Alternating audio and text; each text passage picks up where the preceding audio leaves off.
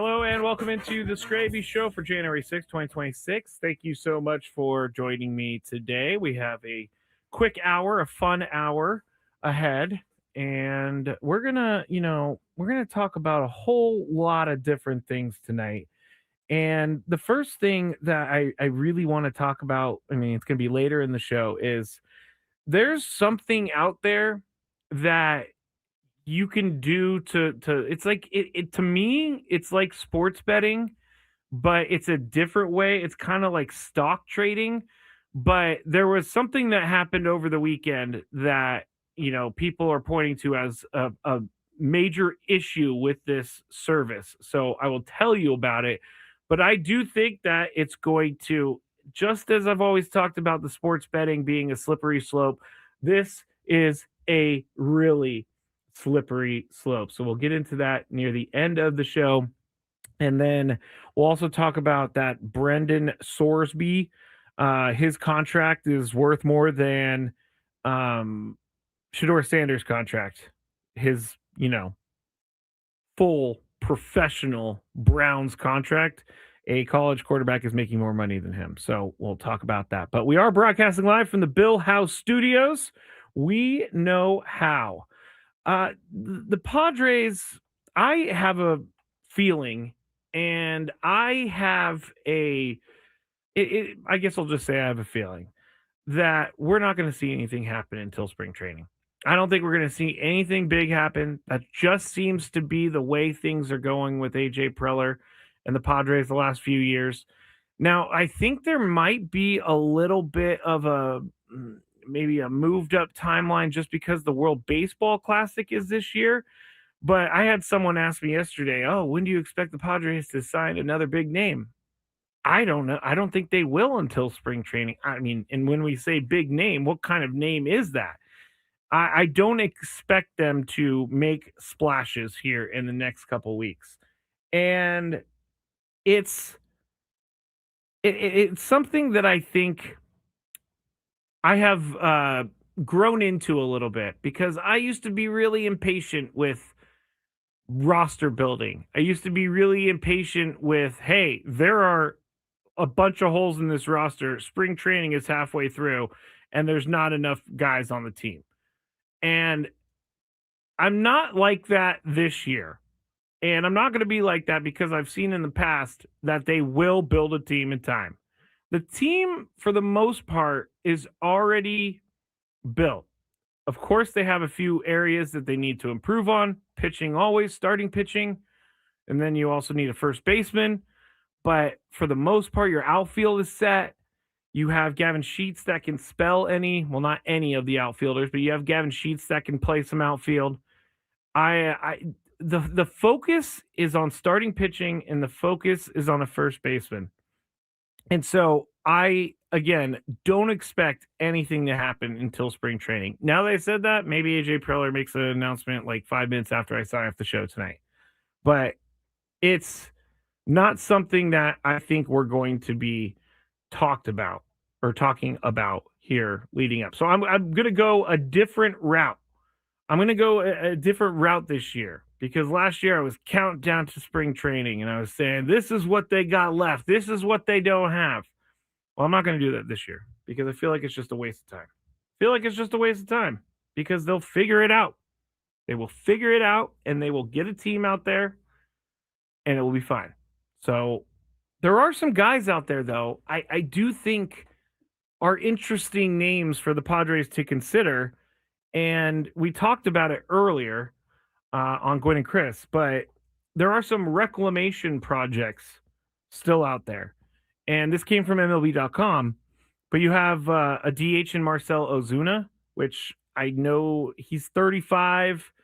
He had a down year last year. I don't know that Marcell Ozuna is the guy. I don't know that he fits here. So I'm going to say Marcell Ozuna, he's not going to come to San Diego. Now, the second one we had some discussion on, Max Scherzer. He's 41, and they're saying that, as hard as it is to say, he's underrated because his injury-plagued season last year put his market down a little bit. Teams aren't sure if he's going to be able to make it through a full season. Teams aren't sure if how many starts they're going to get out of him. But if you look at his Statcast numbers, his other metrics, he was actually pretty good on the mound. So I wouldn't be opposed to bringing Max Scherzer in for a fifth spot.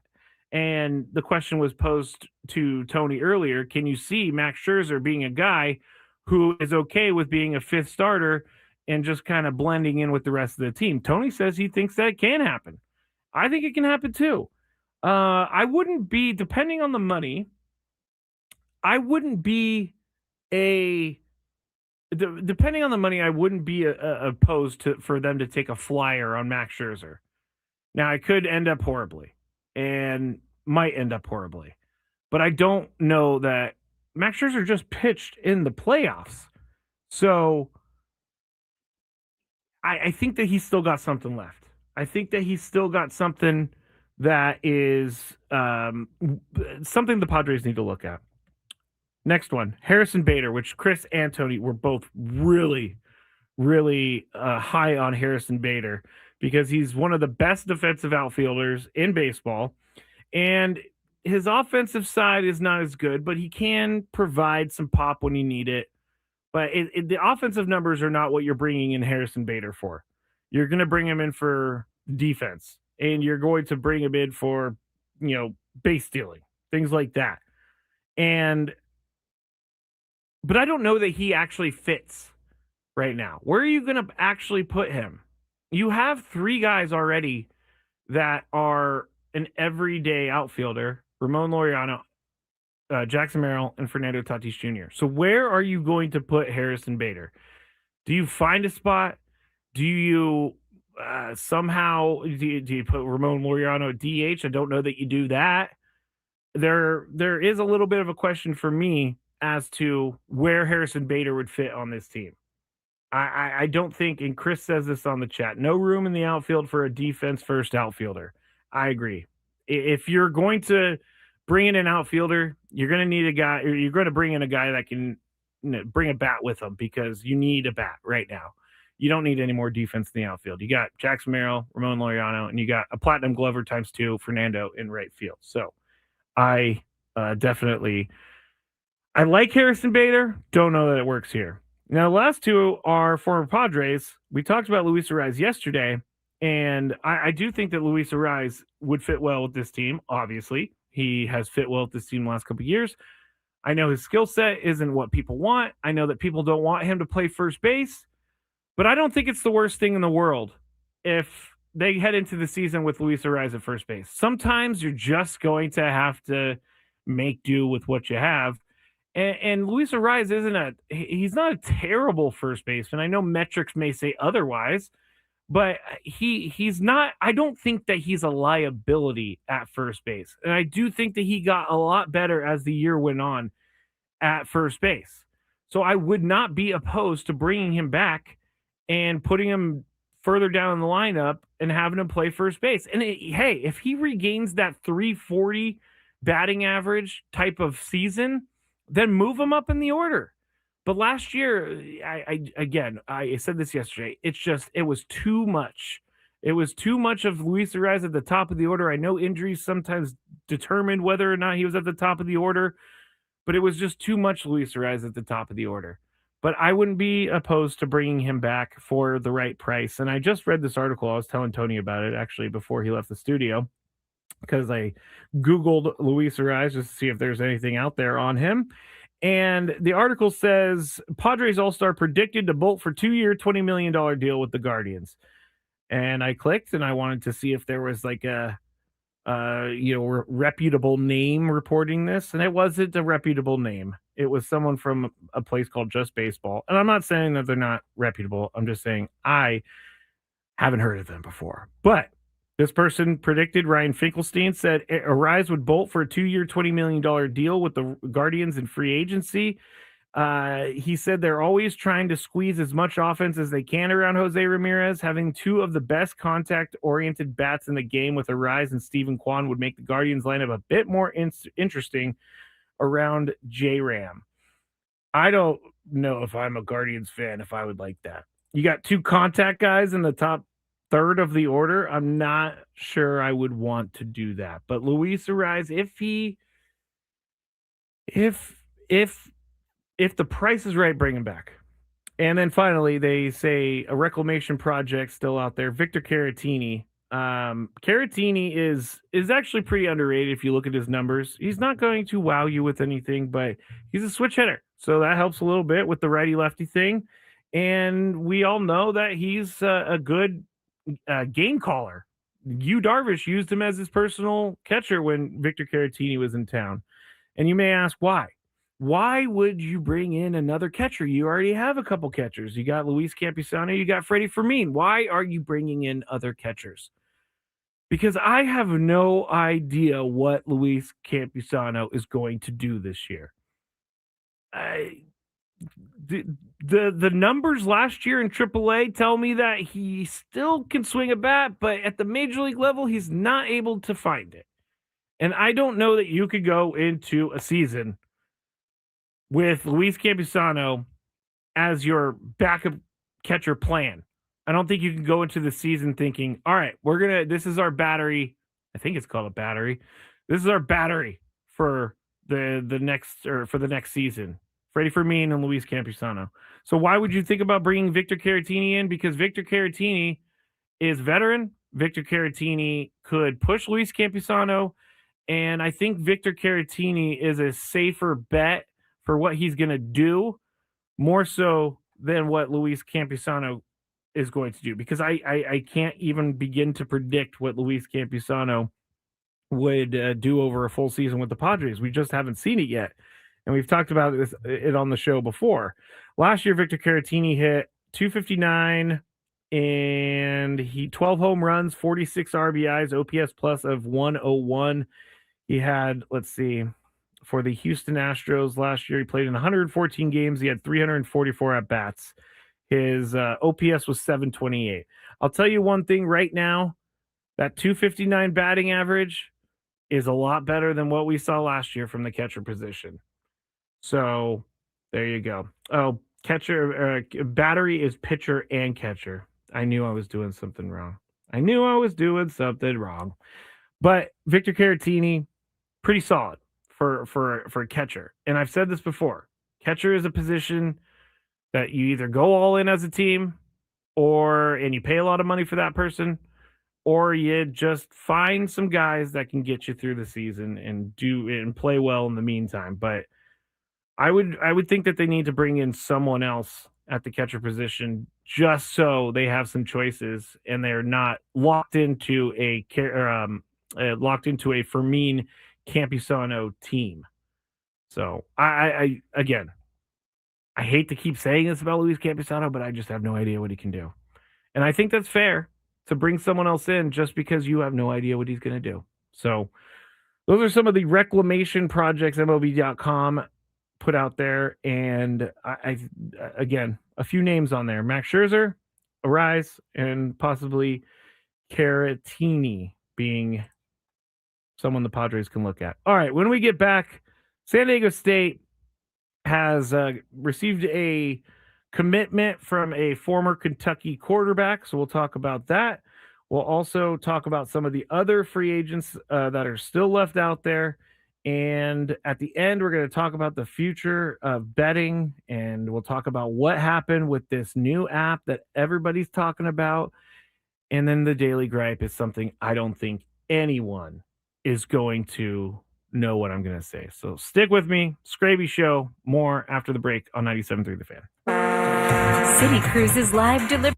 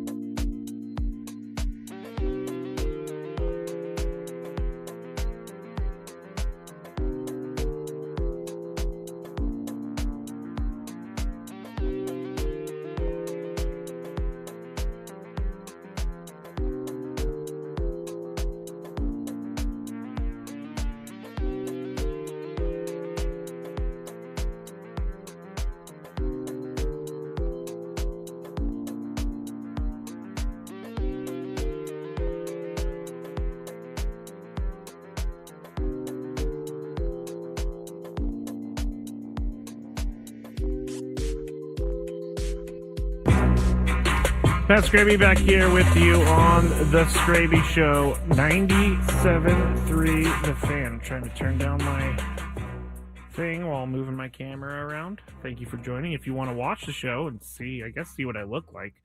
It's still weird to me that some people will say, I've been listening on the radio for years. I didn't even know what you look like until I watched the YouTube. And I always hope it's a good review on what I look like. But you can, if you go to YouTube, you could search 97.3 The Fan. You could also search The Skraby Show or go to youtube.com/at The Skraby Show. SKRAB as in boy Y. You could also watch on X, 97.3 The Fan SD, and you could watch on or listen on the Odyssey app. If you would like to do that, just type in The Skraby Show or type in 97.3 The Fan. I actually am very happy because over the break, I kept a document that has a bunch of stories that I saved, like maybe I'll talk about or whatever. But I ended up putting this thing in the document, but I put it in this morning.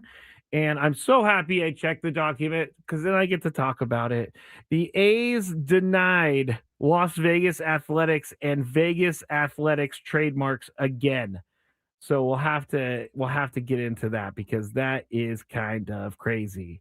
They can't even trademark their own name. And it's just another thing that the A's, you're telling me that no one in the A's organization, for the years that they were planning this, decided to go scoop up those trademarks? It's kind of crazy. So we'll talk about that. But I wanted to start with the San Diego State quarterback who is transferring from Kentucky. His name is Stone Saunders, and according to Kirk Kenny of the Union Tribune, he is now coming to the Aztecs. He was the Aura Sports, his representation, which is kind of weird to say about, a college athlete. But they tweeted out a photo of him in an Aztecs uniform and Snapdragon Stadium in the background. So I guess they are convinced that he is coming. But he was a really, really, really great high school quarterback. He went to Pennsylvania's Bishop McDevitt High School. He set the state records for passing yards, touchdowns, and completions over his 4-year varsity career. The 204 career touchdown passes ranks third all-time nationally. Did I just read 4-year varsity career? Man, if I was good enough to play football as a freshman on the varsity crew, you've got some future ahead of you in the football world. But that's who committed. And I do know Kirk Kenny actually sent this to us. But one of the fun things about Stone Saunders, and if you know anything about Kirk Kenny eats Chick-fil-A every single day. And it's been like over 1,400, 1,500 days at this point. And Stone Saunders said in his bio with Kentucky, quote, if he could eat one thing for the rest of his life, it would be anything from Chick-fil-A. So this is a match made in heaven for Kirk Kenny and Stone Saunders. There is some sort of bit or interview or something, podcast that can be done from a Chick-fil-A. And I think that's what Kirk Kenny needs to do. So we'll see what happens with Stone Saunders. Jaden Denegal is the Aztecs returning starter at quarterback, but these other quarterbacks are going to be able to compete with him. And anybody who can make the team in an SEC school, at an SEC school like Kentucky, even though it's not the greatest football school in the world, I think you're pretty good. Jaden Denegal came from Michigan, so Sean Lewis, coach of the Aztecs, working those phones, going to visit people, and I think he's doing a great job. So good job to Sean Lewis. He's doing a great job for what he can because, Texas Tech is spending millions of dollars on players, and they're spending more on a certain position group than the Aztecs can spend on their entire team. So that's why the playing field is not fair for everyone in college football. But, if you can get these transfers, this is the new game. Sean Lewis seems to be good at it. So hopefully they can follow up this year with another great season next year. Some of the notable free agents left out there for Major League Baseball. There haven't been many signings as of late. There's been some signings of players from the KBO and Nippon Professional Baseball, but here are some of the big names that are still out there. And I've been reading that Kyle Tucker, he's still out there. I've been reading that the Blue Jays are really pushing hard to bring in Kyle Tucker. And so I had an interesting conversation last week about the Blue Jays and the Dodgers. The person was like, "Hey, you're always complaining about the Dodgers spending a bunch of money. Why don't you complain about the Blue Jays spending a bunch of money?" And the answer is I should complain about the Blue Jays spending a bunch of money, but why I don't is because they're so far behind the Dodgers already in the salary department. The Dodgers are the one team that can spend anything they want in baseball. The one team. They can spend anything. Blue Jays are trying to keep up. The Blue Jays are trying to compete in the money department. And Toronto's a huge city. They just went to the World Series. They have a massive fan base. So I understand why they're spending money. I just, is it different? It's not different between the Dodgers and the Blue Jays. It's not. I feel like the Dodgers, though, have taken advantage of some of the loopholes, and that's okay.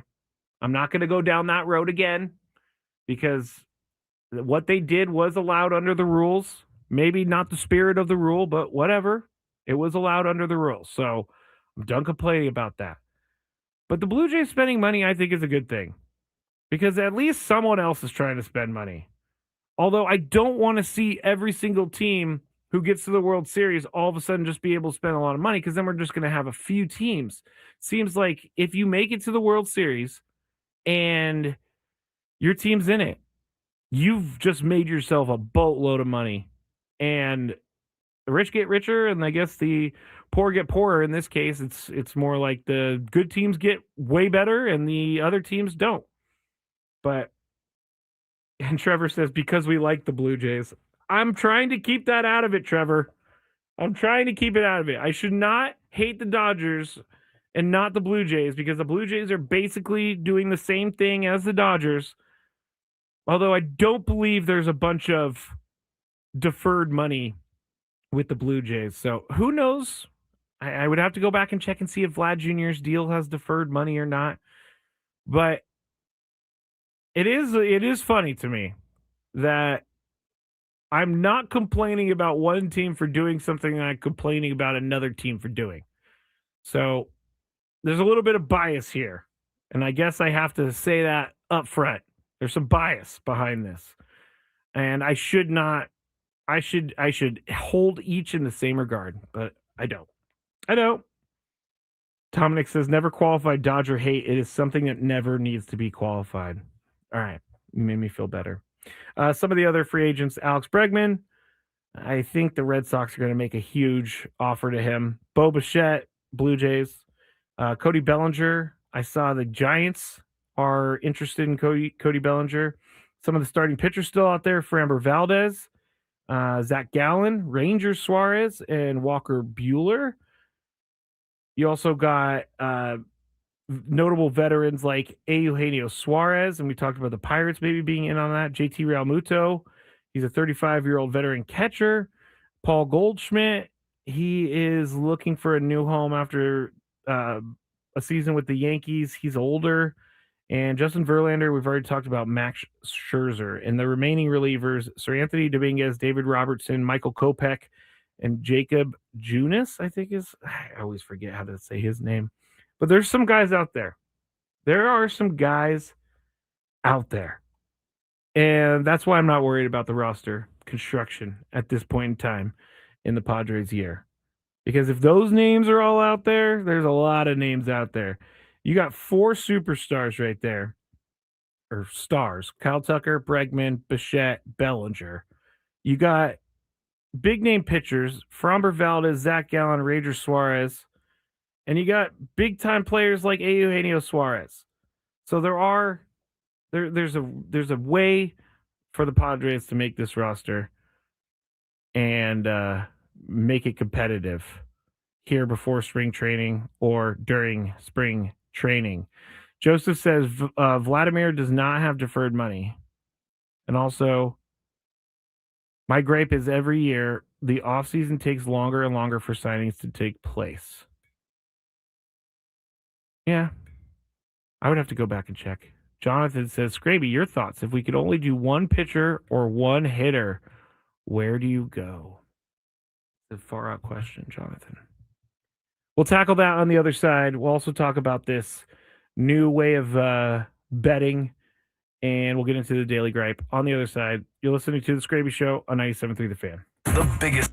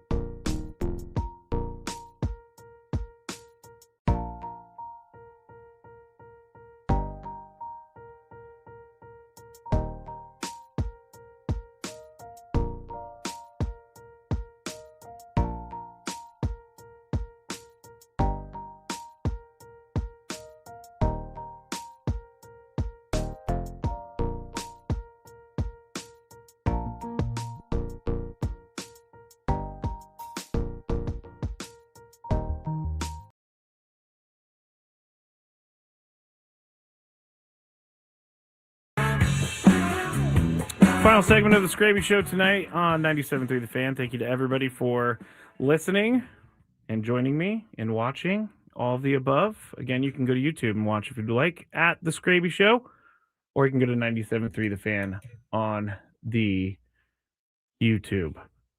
I got a bunch of things that just came in during the break. And let's see, unhappy guest. Wow, that's a good name. 97.3 The Fan, what do you know about Guath not starting the other night? The newspaper said it was due to disciplinary reasons. We had Mark Ziegler on earlier, and honestly, I was in and out of the conversation because I was doing other editing, but it didn't seem like a big deal. It didn't really seem like a big deal at all. So he should be back, ready to go. Guath man. Although he hasn't played as well this year. So he's still got a lot of season left. Anyway, I'm trying to scroll through things. If you're just listening for the first time, I am a one-man band. I do the board, I do the talking, I do the streaming, I do it all. Okay, so back to Jonathan's. If we could only do one pitcher or one hitter, where do you go?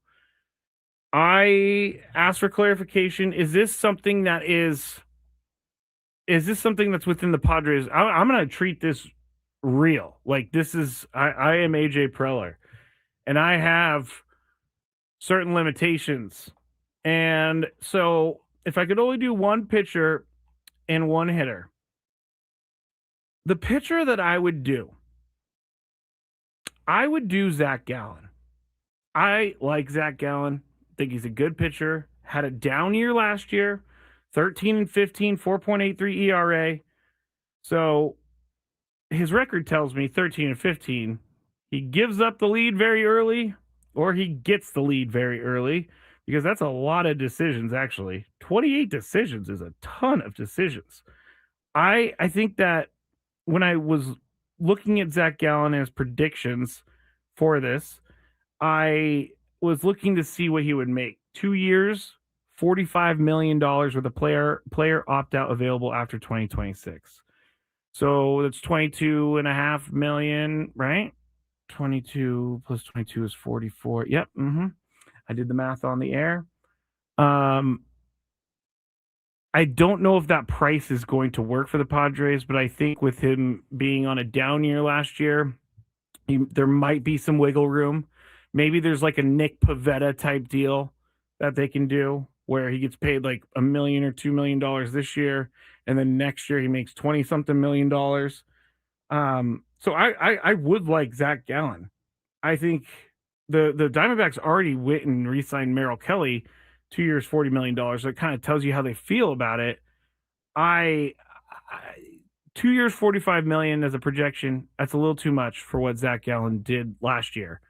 But if you get the Zach Gallen that in previous years, you were getting an ace. You're not an ace, but you're getting a guy who has been talked about in the Cy Young Award in the past. Chris says Gallen equals Cease 2.0. I don't know if I believe that. I would have to dig deeper into that and see if I can make that connection. Again, I think we're all going to miss Dylan Cease a little bit more than we think we're going to. But Zach Gallen is a guy who makes a lot of starts. I think that's what they're looking for. And he can mow down a lineup. And think about that. You got Michael King, you got Nick Pivetta, you got Joe Musgrove, you got Randy Vasquez, and then you got Zach Gallen. I think that's good. All right. Hitter. The hitter was a little bit harder for me because there isn't really anyone who jumps off of the page as they have to have this guy. So I'm going to cheat. And I'm going to say Luis Ariz. So Jonathan says $10 to $15 million range. I'm going to say Luis Ariz. He's in that range. He fits right in. He's a good clubhouse guy. I don't know that there's anyone out there on the market right now that is going to be cheap enough and is going to and you're going to have some familiarity. You're not going to have any familiarity with these people. Oh, we got a Trevor Bauer. I don't know that Trevor Bauer's ever going to pitch in Major League Baseball again. I don't know if Trevor Bauer is good enough to pitch in baseball, but I do know he's probably not coming back. But yeah, hitter, Luis Ariz, because he's in that price range. He's familiar with the team. You know what to do. Gonsolin, Victor says on the chat. Tony Gonsolin. I mean, he's just been really injured. I don't have faith that he can make it through a full season. I don't have faith that he can make it through half a season. He hasn't shown that in the last couple of years, but hey, you get a discount. I wouldn't mind. All right.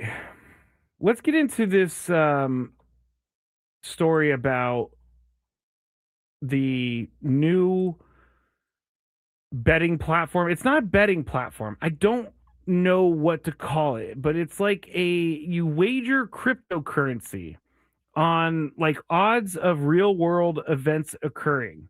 So here's the example, and I'm not going into politics, everybody. I just say what the example is.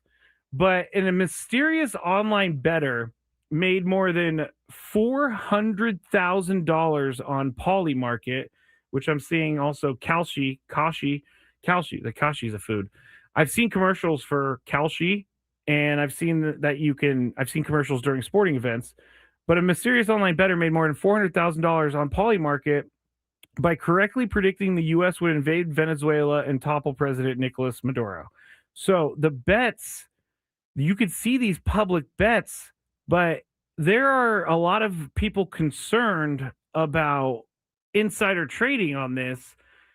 If you have information that the United States is going to go after this guy, you can go right to this Polymarket.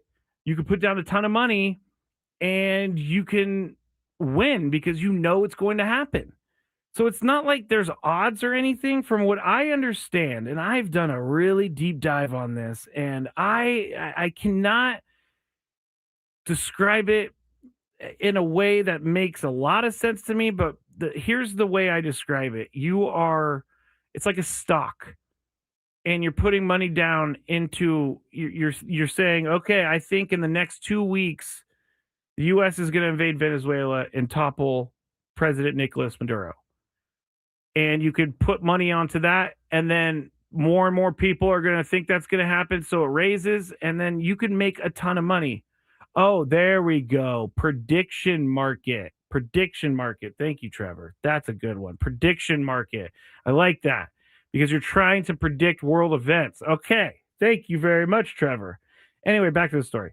$400,000 was made here, and Polymarket, actually it's an anonymous website. You don't have to really put any information out there on your profile.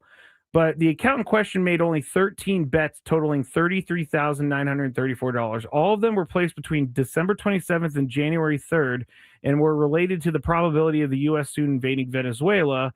And it's unclear where this account was created. It's unclear who's behind this account. Polymarket did not respond to a request for comment, but that is a little suspicious to me that they've made 13 bets in their entire account career between December 27th and January 3rd, totaling $34,000, let's say, and they end up making $400,000. So that's suspicious to me. I don't think anyone, I mean, unless you have a ton of money, I don't see people doing this, but I don't know many people that are going to put $34,000 on something like this happening in 13 bets and then getting it to pay off relatively quickly, going from $34,000 to $400,000. So why I'm bringing this up is I feel like we are doing a disservice to people by making all of this available. Do we really need, and I know that there are people out there that are going to be like, hey, you can do whatever you want. So why does it bother you? Why it bothers me is this is just another option for people to flush their lives down the toilet. And what I mean by that is sports betting is already terrible. We're already reading all of the different stories about things that are happening in sports betting and people losing their families, people taking their own lives because they've lost so much money. Now, I do understand that you have to put some of the responsibility on the person using the platform. But why? I don't get why we need something like this. Yeah, the stock market is like this a little bit, but there are so many gray areas with this that I could just see it going down a weird rabbit hole where something is people put money behind something, they feel like it has hit. Other people, or poly market doesn't feel like it's hit, and so who is to say who wins, or who is to say that the bet is overwhelmingly going to? Let me start that over. Who is going to come in and say, "Hey, you lost the bet," or "You won the bet"? It seems like it has all. It seems, for me, from my looking at all of this and reading about this, it seems like they are just willing to take as much money as possible. And it's also kind of shady because it's all, I guess, not shady because cryptocurrency is not really that shady anymore, but this is all transacted over cryptocurrency, so everything is anonymous, which I also feel like is a big issue as well. When you're anonymous, who's to say people aren't fixing things? I mean, come on. This just seems like a really slippery slope. This just seems and like an unnecessary thing. And maybe that's because I don't have money to put down on world events. I will go check out the different wagering opportunities out there I want to see, but I'm never going to put money down on this. Same like sports betting. You have to set a limit.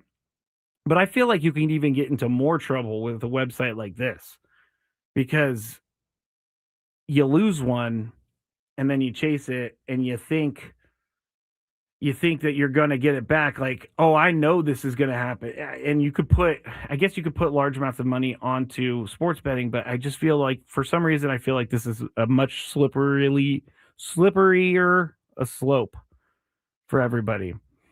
There were at least, according to NBC News, there were at least 4 other Polymarket accounts betting in connection with this. All those bets were being placed by or between Thursday and Saturday for between $700 and $900. They made between $7,000 and $14,000. So it just seems like there's a really big opening for insider trading on this whole thing. Jonathan says, Skraby, you feel ick because you've been an addict, as have I, and it raises red flags if you are an addict. Yeah, that actually makes sense. It does give me ick. I feel ick because I have been down a path of bad, I've been down a path of alcoholism and all the things that come along with that. And I know how dangerous things like this can be because to me, sports betting is an addiction, just like alcoholism is. Eating is just like eating addiction is just like alcoholism. I think they're all connected. And sports betting is something that I feel very strongly about because I just don't know that people realize it. I don't know that people don't realize I don't know that people realize that sports betting is a massive problem in this country. I think there's ways to do it. I think there's ways to do it responsibly, but I've read too many stories about DraftKings and FanDuel sending free money to people, and then those people put more money into it because they think that when you get free money from these websites, they're like website credits. They're not actual money. So Joseph says, is watching the Skraby Show an addiction? Sure, if it's a healthy addiction. But anyway, I wanted to bring this up because I've been seeing those commercials for Kalshi, and I saw this whole thing about Polymarket, but I just don't know. We're going in such weird directions all the time now. And Polymarket seems to be one of those things. All right. Do I want a daily gripe? Yep, I'm a gripe now. I'm a gripe now. What's annoying Skraby today? Let's find out. It's time for the Daily Gripe. All right. Daily gripe today is something I don't think anyone will ever expect me to say. In a million years, they wouldn't expect me to say this. This morning, I was cleaning out my SD fat loss containers for lunch and dinner, and here's my daily gripe. I cannot stand it when the smell of the sponge gets on your fingers, like the mildew. Like if a sponge is sat in a sink or if it's been like drying, everybody knows what this smell is like. It's just disgusting. So I started cleaning my stuff. I smelled it. I couldn't do it, and then I put my hand up to my nose and I smelled the mildew. The mildew sponge smell, for some reason, is pungent. It smells disgusting, and it's just something I don't want to deal with, and it sticks on your hand forever. Like, I'm sniffing my hand. I can still kind of smell it. Dominic, I have a Scrub Daddy. Guess what? My dog ate it. So I don't have a Scrub Daddy anymore. What soap do I use? It's blue. I'd have to go look. Dawn, maybe? No, I don't know. I'd have to go look. But anyway, that smell is my daily gripe. And I don't think anyone would have predicted it. Oh, man. Joseph says you got to switch your sponge quicker. I bring it out every time so there's no water in there. Rod has a disgusting thing. It says, I smelled that smell coming from a community sponge in the office sink. Ugh! Ugh! We have a community sponge here. And Rod said, I don't know whoever uses a community sponge. We have a community sponge here, and I see people using it all the time. I think Chris uses the community sponge. Someone remind me to bring up to Chris tomorrow that he uses the community sponge. And McKee says, use a brush. You'll never have to touch the end. Lucky also ate that. I need to push back my stings. Anyway, thank you. Oh, gross. Dominic says, community sponge better than community dude wipes. You are absolutely correct. Have a great night, everybody. Talk to you tomorrow. Hey, it's